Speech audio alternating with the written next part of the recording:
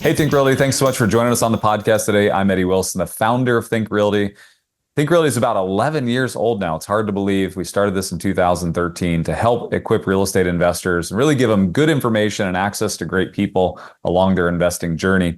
And we've got another great person coming to you in the podcast today in just a second. I want to say a quick thank you to our podcast sponsor, which is CV3 Financial, CV3 Financial Services. When you're taking on a new real estate investment project, having a trusted lender is key. Count on CV3 for your fix and flip, rental, cash out, or rate and term refi needs. Visit cv3financial.com/think realty, cv3financial.com/think realty. Our guest today is Ginny Adkins, and Ginny, she is not a stranger to our podcast in our world, and she's a part of an organization called InvestHer. Jenny, thanks so much for joining us on the show today. Thanks so much for having me. It's a privilege to be back. Yeah, glad you're here. So you guys, if you don't mind, just so that the maybe people that haven't met you or Liz can understand exactly what you guys do and what you provide in the marketplace, you don't mind just kind of give a brief overview of InvestHer? Sure. The InvestHer community is a community of women. Liz and Andressa pulled this community together probably 5 or 6 years ago. Really trying to get more women in the space of investing, realizing that they had gone to lots of conferences and felt very outnumbered and felt like women didn't have a voice at the table.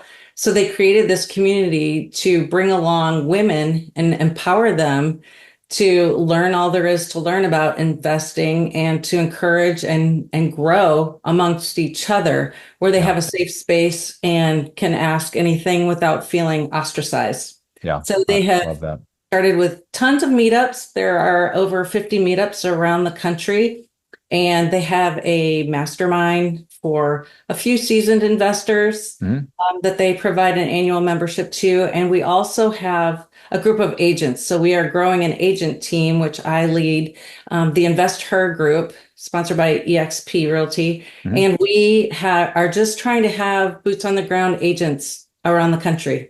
Yeah, for all investors. I love that so much. It's always been a big piece of what we do at Think Realty and our sister company, AAPL, always promoting female leadership. And we've promoted Linda Hyde, who's really come out as a female leader in the industry. And she has done a lot in the real estate space, but also in the private lending space. And I love that because if you go back 10 years ago, when I really started speaking in the real estate space, you're absolutely right. It was a middle-aged white guy community, and there really was no space for anything else. And even I, in my late 20s, didn't really fit into that group either. And so I love that now the conferences and so much of the stages and our magazine, everything is so diversified, because this isn't to me, real estate's the great equalizer, right? Like anybody can get involved, anyone can build wealth. Like there's people think that the barrier to entry is high. It's really not. It's lower than what you think. And so I really appreciate your organization and just always applaud you guys and always, say amazing things about you because I love what you guys do. Let's talk about real estate agents. So this last year has been kind of a crazy year with the ruling from NAR. Really did kind of shake up the industry as a whole. So I'd love to just get your insights on that, and maybe just give a brief overview for maybe somebody that's, not as, well-spoken in that space. Sure. It really has started pretty much this month in August, or the changes have been executed. Started with a big lawsuit where they have come down and decided to decouple commissions, compensation. So even in our space, we're not even saying commission, we're saying compensation. And really, what the goal is to give sellers more opportunity to negotiate the compensation that they're paying their agents. So at this point, a listing agent is going to go give their presentation to a seller and ask for the compensation, whatever that is. And the buyer's agent will have to do the same with the seller. So the agreements now are that a buyer's agent will have to sign an agreement with the buyer, and that buyer's agent is going to have to ask for that compensation directly from the seller. It's not going to come agent to agent, broker to broker anymore. you'll see a lot of agents that are saying, well, we're cooperating, but they can't. That's kind of what this whole lawsuit was about, is decoupling that compensation so that everything becomes a negotiation. And from the understanding I have, it's moving more into like what the commercial space has always done. Right. Right. We all just have to come to the table, prove our value, show our worth to our clients. And if the seller is absolutely not willing to compensate a buyer's agent, then the buyer themselves have an agreement with that agent that they're going to have to pay that amount. So that really restricts a lot of buyers, especially first-time home buyers, that don't have the funds. You're going to have a lot of agents that haven't been paying attention and still don't understand what's going on. But I can tell you they're super serious about it. I mean, even since this started, they're already coming out at agents and fining them. I mean, for the simplest things. And these agents, of course, are all looking for the workaround. And how do I present it? Like, it really kind of comes down to relationships. We've been so used to this online space and just posting things everywhere.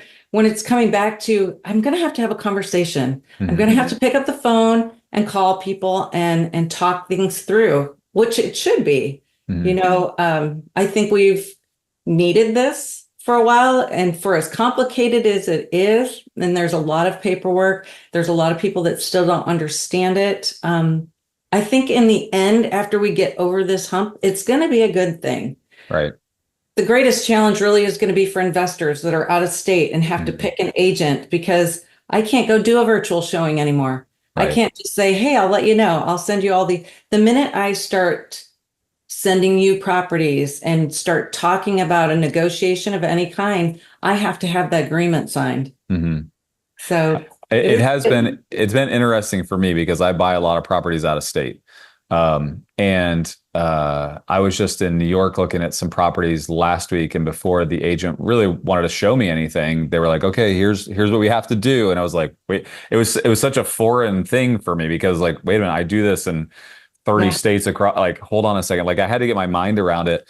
And I know that this is the first month that it's really starting to shake up. August really was that kind of month. And I think a lot of people actually believe that the federal government would actually intervene and do something to prevent some of this from happening, which the federal government has pretty much just said, this is a NAR issue. This isn't tied to us, which is interesting, right? Yes and no. I think the DOJ has a lot more to do with it than they're going to let on. Or admit to, sure. Or admit to, for sure they are. I mean, if you think about it, there's so much that has come at us at one time. It's like, let's see how confusing we can make this. Because you've got a lot of agents leaving. They don't know what to do with this. A lot of new agents are like, I don't have even a sphere of influence to go after. So it's really going to take seasoned agents to help newer agents kind of come along and help them learn and figure this out. It really is. And this is, again, where it comes down to a relationship business. We're going to have, like for you, even looking at out of state, you're going to see a lot of agents that are going to have to use paperwork for every single property. Like, I'll represent you on this one property if I show you this one property, and we're going to have to sign another one for the next and the next and the next. It's going to be frustrating for everyone involved. And you're going to have investors going, I'm not doing that. I'm going to have as many agents as I want. Right. And they're just going to find themselves really out of luck or missing out on deals. Right. They're not willing to play along. It's interesting. I saw a representative of the DOJ commented on this last month in July when they were, it was their PR team or whatever. And what they said was, they said, we believe that this will take real estate back from a transactional business to a relational business, which is exactly what you just said, right? Like, it's going to take a lot of personal and interpersonal conversations, because it's not just a transactional thing anymore. No, and that's true. I mean, for investors, that's difficult. It's very difficult. We're used to just, here's the pro forma on the property, here's the numbers, let's just buy it. Here's my buy box. Give me 20 properties, and then I'll buy 3 or 4 of them, and let's move on. Yeah. Right. Yeah. It's just not, and that's where I think the DOJ comes into play because I think they're really trying to slow us down. Right. Yeah. Yeah. Interesting. So you have made some pivots here recently. If you don't mind, kind of talk to us about, Ginny, where you're at and what you're doing.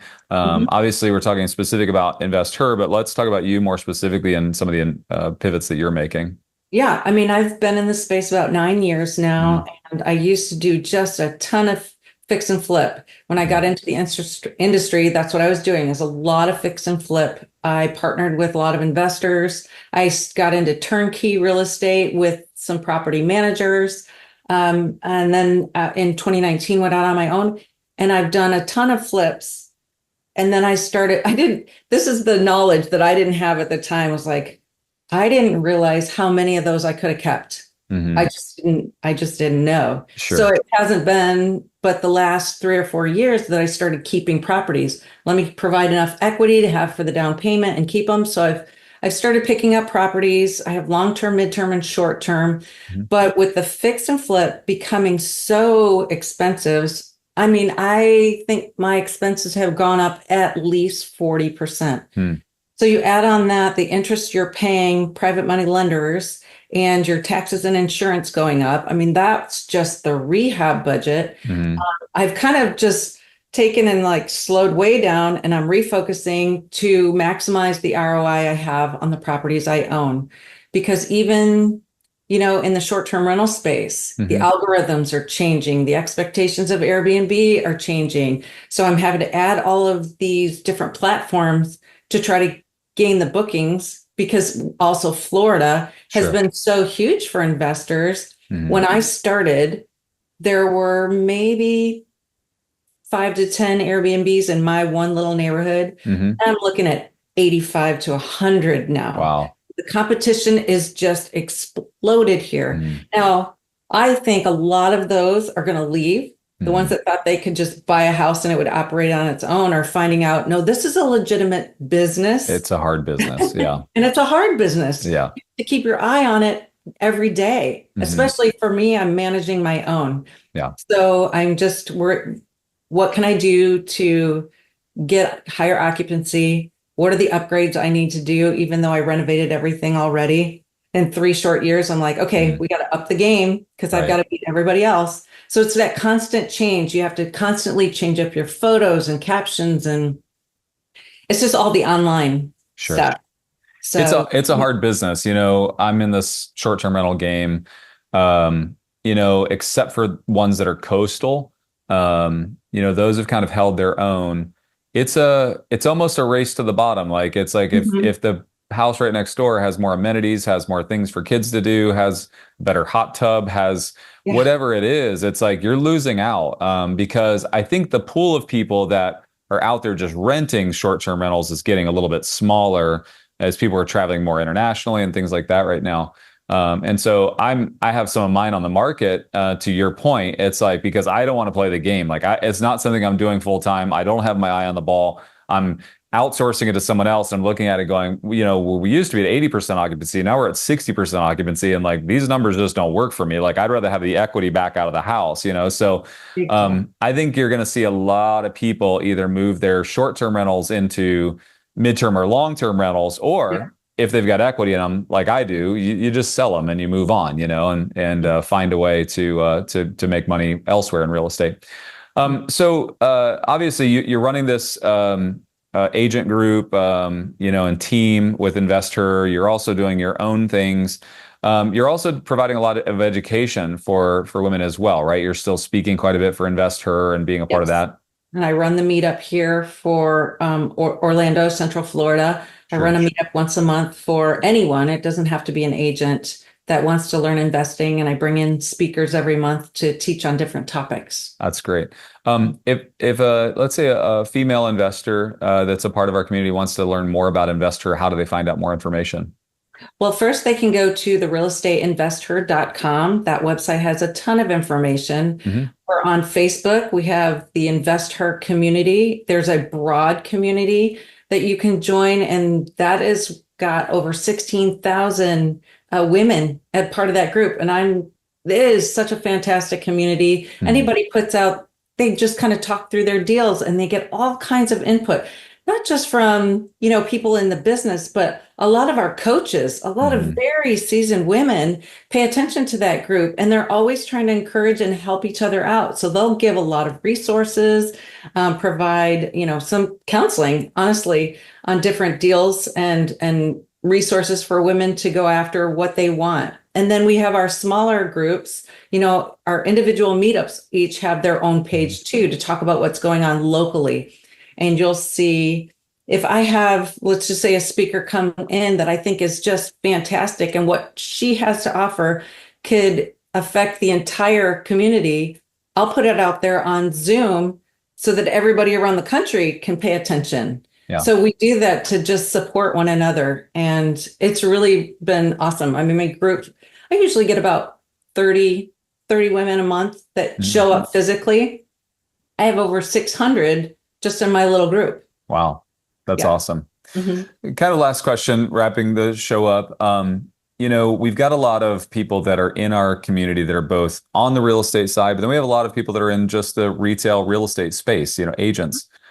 How important is it, because I know you talk about this quite a bit, is to bridge both the retail space, I'm helping you list or purchase your home, and also having investor knowledge, right? Like, what are these agents missing out on by not having the investor knowledge that maybe they could have, and how does that open their marketplace up?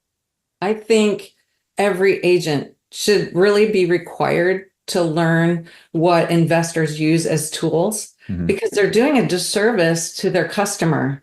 If I have a seller that really needs to move and the retail market just isn't bringing a normal buyer, you have to understand these creative strategies in order to really be helpful to them. And so, understanding, first of all, even some of the bad stuff that's coming across, these bad contracts. If you don't understand what an assignment is, what a wholesaler does, what a subject to does, what a 1031 exchange does for somebody. I mean, there's so much about real estate that agents don't understand that they miss out on opportunities themselves and they miss out on helping their customer in the best way possible. So my goal is to grow a team and teach them these investing strategies and to have boots on the ground in every market that we are in. Because there's a lot of investors out there that want to do these strategies and they don't understand too. And how helpful would it be to have an agent? Well, you could do this or you could do that, we can talk to the seller and maybe come up with a plan together. And when it comes to this relationship business, I think it's about bringing a buyer and seller together, where we've just kind of put the wall up and kept them on two sides like they're opponents. And I think we're at an opportunity right now where we need to bring them together, and it's okay to have a conversation together. Sure. I really do. And so I think there's going to be a lot of changes coming, and I would love to help agents learn more in this space. How can they connect with you? Should they connect with you through social or through InvestHer? How do they do that? Yeah, they can go on the InvestHer, the realestateinvesther.com has book a call with me, a discovery call. If they want to know more about our investor group, our EXP group, our meetups, I'm happy to talk to any of them. You can find me on social at Ginny Adkins Real Estate on any of the platforms as well. Awesome. Ginny, thanks so much for being a part of the podcast today. I always enjoy spending time with you, and I really appreciate what you guys do for the industry at large. Thank you so much for having me, Eddie. It was fantastic. Good to see you. We'll see you in Orlando in a month or two. Okay. Absolutely. Take care. It. Thanks, Ginny. One last thank you to our podcast sponsor. It's CV3 Financial Services. When you're taking on a new real estate investment project, having a trusted lender is key. Count on CV3 for your fix and flip, rental, cash out, or rate and term refi needs. Visit cv3financial.com/Think Realty. And if you haven't taken advantage of the Think Realty Plus program, that's a program that we launched last year, which is really everything that we offer in real estate. It's our magazine to your doorstep every single month. It's access to our resident experts, our resident expert calls that happen every single month. You get to ask questions, and it's a teaching program that helps you connect with people that actually do the actual work. These are not gurus or specialists that just teach this. These are people that actually just do it. And then lastly, it gives you tickets to all of our shows, the 2 physical conferences a year we do and the virtual conference as well. And it gives you and a guest access to our shows. And it's $14.99 a month, which is super cheap. If you go to thinkrealty.com and use the code LAUNCH, you can get that for $14.99 a month. I don't know of a better investment than something like that. It's very, very small, but it'll help you kind of have a baseline of information and content that you can help judge some of the decisions and thoughts you're having, understand the economics of where we are in the marketplace, and get great content and contacts like people like Ginny in the InvestHer community. We appreciate you guys being a part of the podcast as always. If you would like, please comment, share, and let us know what you'd like more of. We'd love to continue to provide and be a companion along your real estate investing journey. Thank you so much. Have a great day.